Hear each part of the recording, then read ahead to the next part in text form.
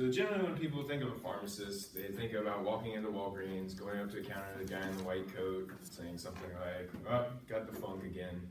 And the pharmacist will say, well, here's some anti-funk medication, take 2 in the morning for the next 3 weeks, and you're good to go.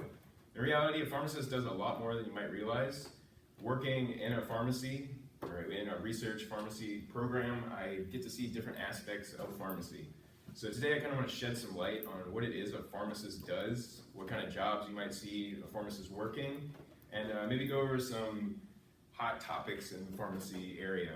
So first, let's briefly go over what a pharmacist does.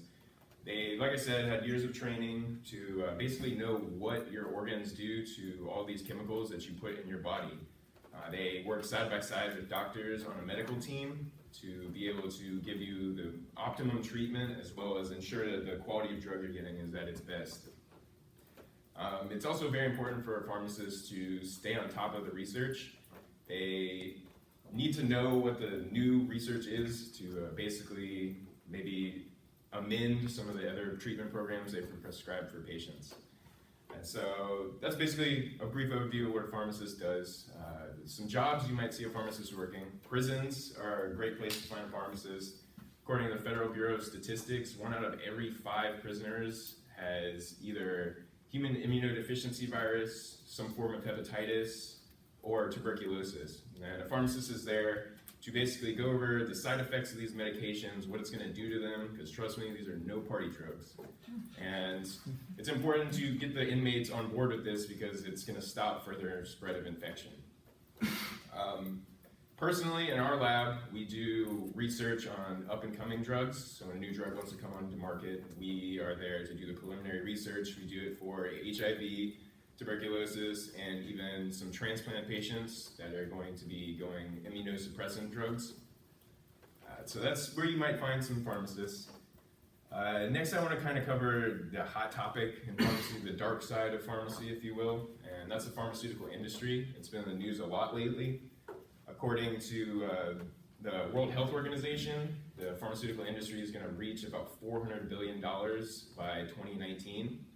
And if you look at the Forbes top 10 list of who owns these pharmaceutical companies, it's places like Johnson & Johnson and Monsanto, and it takes the agenda away from the medical community and puts it in the hands of the business community.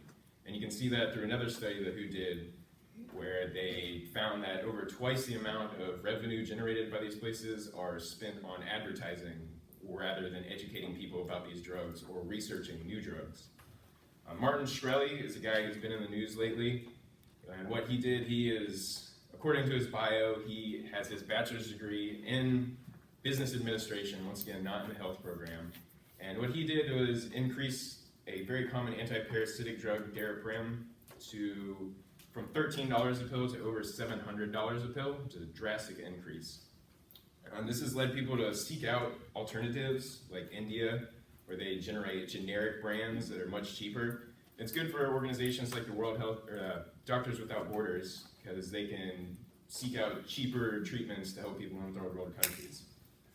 So what I've described to you today is basically what a pharmacist is, where you can find a pharmacist, and giving you some information about what's going on in the pharmaceutical industry. And as you can see, a pharmacist is critical to society and does help in the research for new drugs and also plays a part in the industrial giants that run our economy.